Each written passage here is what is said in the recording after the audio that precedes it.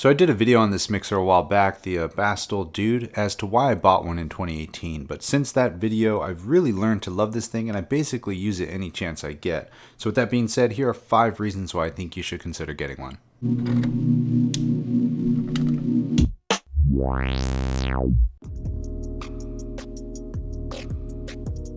A great benefit of this mixer is its size. I mean, just take a look at it here in my hand. It's absolutely tiny. And the reason I find it being small as a good thing is because it kind of gets rid of a lot of the stuff you don't need to worry about, especially when it comes to performing live. And with all that stuff out of the way, you'll start to learn to use this thing as a performance tool.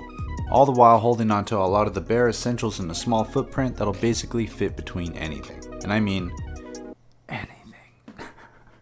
On top of its size, this thing is also battery powered, which again is great, especially for more of a portable setup or a traveling setup.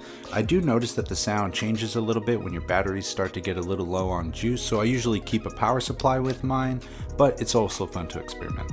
Alright, so this is probably my favorite feature about this thing, and it's the way that it colors the inputs on this. It has a nice texture to the sound. If you set it to like 12 o'clock, that's basically unity, aka like a clean signal. But past that, you get up to 20 decibels of gain, which can give a really good crunch. So I love running drum machines and basically anything I can through this thing, especially because of its size. If you're wondering what that sounds like, check out this video. I kind of ran through some of the sounds using this.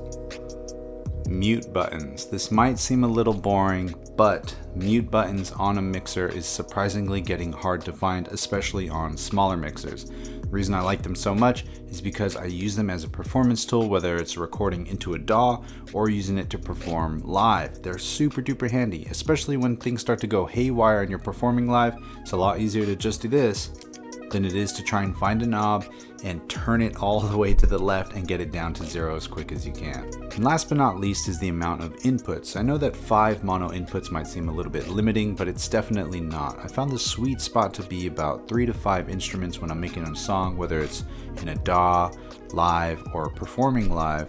It's enough to make it seem like you're doing something, but not enough to easily lose control. And I know that the inputs are mono, but at least they went the extra mile, or I guess quarter mile, in making the output jack stereo. That way you can actually get a stereo signal from a mono mixer. Well, that's it. Quick, short, and to the point. I guess the big kicker about this video is that I don't think they sell these anymore. You may be lucky and find a store with some leftover stock, but your best bet's probably checking something like Reverb or eBay. And speaking of eBay, I left a link down below. Of course, it helps out the channel when you use that, so greatly appreciate it. But personally, I wouldn't pay more than 90 to 95 bucks for one of these mixers. 100 at the most. It's a good mixer, but you know, 100 bucks, cap it off right there. Anyway, I hope you found this video helpful. If you did, I'd greatly appreciate a thumbs up or subscribe if you can. But with all that out of the way, you already know the drill. I'll see you next week, and that's to share the love, share the knowledge. Knowledge is power. Peace.